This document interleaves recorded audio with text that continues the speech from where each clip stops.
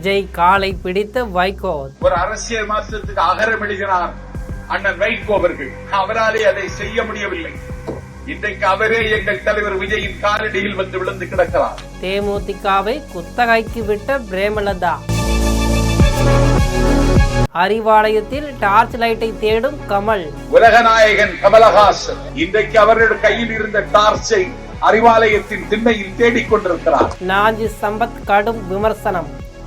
நாஞ்சில் நாவலர் சொற்பொழிவு சிங்கம் என்ற பட்டப்பெயருக்கெல்லாம் சொந்தக்காரர் நாஞ்சில் சம்பத் அவர்கள். இவர் பல கட்சிகள் தாவி இருந்தாலும் இன்று தாவேக்காவில் நின்று கொண்டு பல கட்சிகளை தாறுமாறாக விமர்சனம் செய்து வரார். அவர் விமர்சனம் செய்த கதையை நம் ஜெம் தொலைக்காட்சி மூலம் பார்க்கலாம்.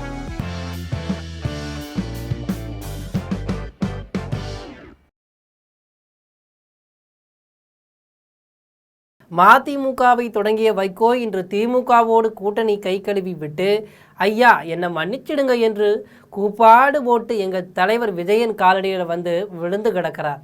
எளிமையின் நாயகன் விஜயகாந்த் தொடங்கிய தேமுதிகவை அவரது மனைவி திமுகவிற்கு குத்தகைக்கு விட்டுள்ளார் என தாவேக பரப்புரை செயலாளர் நாஞ்சில் சம்பத் கடுமையாக விமர்சனம் செய்திருக்கார். இது குறித்து விழுப்புரத்தில் அவர் மேலும் பேசுகையில், மதிமுக தொடங்கிய வைகோ இன்று எங்கள் தலைவர் விஜய் காலடியில் வந்து விழுந்து கிடக்கிறாரு. தமாக என்ற கட்சி இன்று கல்லறைக்கே போய்விட்டது. விஜயகாந்த் தொடங்கிய தேமுதிகவை அவரது மனைவி திமுகவிற்கு குத்தகை விட்டிருக்கிறார். அரசியல் மாற்றம் தருவதாக சொன்ன உலகநாயகனும் மக்கள் நீதி மையம் தொடங்கிய கமல்ஹாசன் தனது டார்ச் லைட்டை அறிவாலயத்தில் தேடிக்கொண்டிருக்கிறார் என்றார்.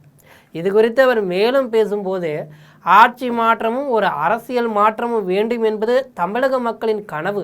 1994 ஆண்டு மே மாதம் 6ஆம் தேதி ஒரு அரசியல் மாற்றத்திற்கு அகரம் எழுதினார் வைகோ. ஆனால் அவராலேயே அதை செய்ய முடியலை. இன்று அவரே எங்கள் தலைவர் விஜயன் காலடியில் விழுந்து கிடக்கிறாப்புல. ஒரு அரசியல் மாற்றத்தை செய்வதற்காகத்தான் மூப்பனார் தமிழ் மாநில காங்கிரஸை தொடங்கினார். ஆனால் இன்று அந்த கட்சி ஒரு இடத்துல கூட வெல்லலை. அந்த கட்சி பாஜகவுடன் இணைந்ததால் தற்போது கல்லறைக்கே போய்விட்டது. ஆட்சி மாற்றமும் ஒரு அரசியல் மாற்றமும் வேண்டும் என்பது தமிழ்நாட்டு மக்களினுடைய கனவு.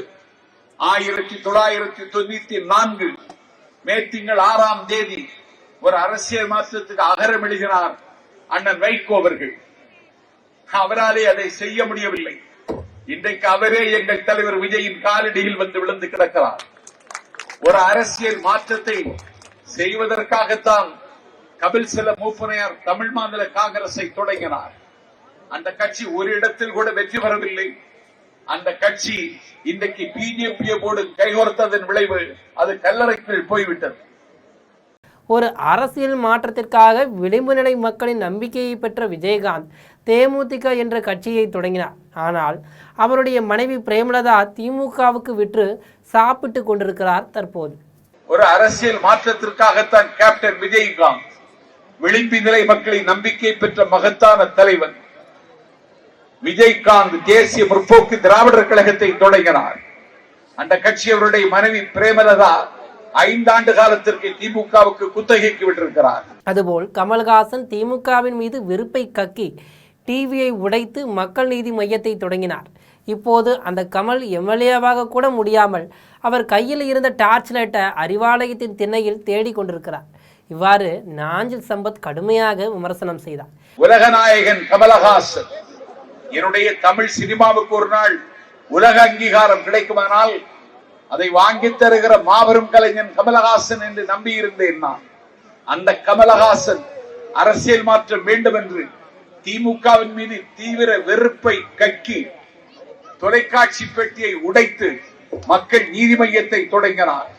இப்பொழுது அந்த கமலஹாசன் ஒரு சட்டமன்ற உறுப்பினர் கூட இல்லாமல் இன்றைக்கு அவர்களுடைய கையில் இருந்த டார்ச்சை அறிவாலயத்தின் திண்ணையில் தேடிக்கொண்டிருக்கிறார். திமுகவில் பேச்சாளராக இருந்த நாஞ்சில் சம்பத் வைகோ வாரிசு அரசியலை கண்டித்து வெளியேறிய போது நாஞ்சில் சம்பத்தும் வெளியேறினார். வைகோ தொடங்கிய மதிமுகவில் கொள்கை பரப்பு செயலாளராக இருந்தார். சிறந்த பேச்சாளரான இவர் வைகோவுக்கு இணையான பேச்சாற்றலை பெற்றவர். எனினும் வைகோவுடன் ஏற்பட்ட மோதல் போக்கால் அக்கட்சியிலிருந்து விலகி அதிமுகவில் இணைந்தார். அங்கும் கொள்கை பரப்பு துணை செயலாளர் பதவியை வழங்கிய முன்னாள் முதல்வர் ஜெயலலிதா அவருக்கு இன்னோவா காரையும் பரிசளித்தார்.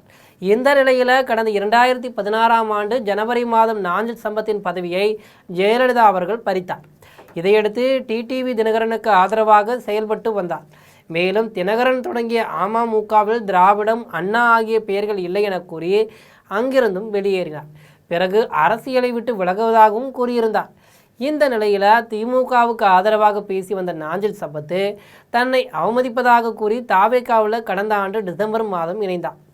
நாஞ்சில் சம்பத் கடந்த 2009ஆம் ஆண்டு தேசிய பாதுகாப்பு சட்டத்தின் கீழ் கைது செய்யப்பட்ட போது வைகோ தான் அவருக்கு ஆதரவாக வாதாடினார். அப்படிப்பட்ட வைகோவை இன்று விஜய் காலடியில் கிடப்பதாக நாஞ்சில் சம்பத் விமர்சித்திருப்பது பெரும் அதிர்ச்சியை ஏற்படுத்தியிருக்கு.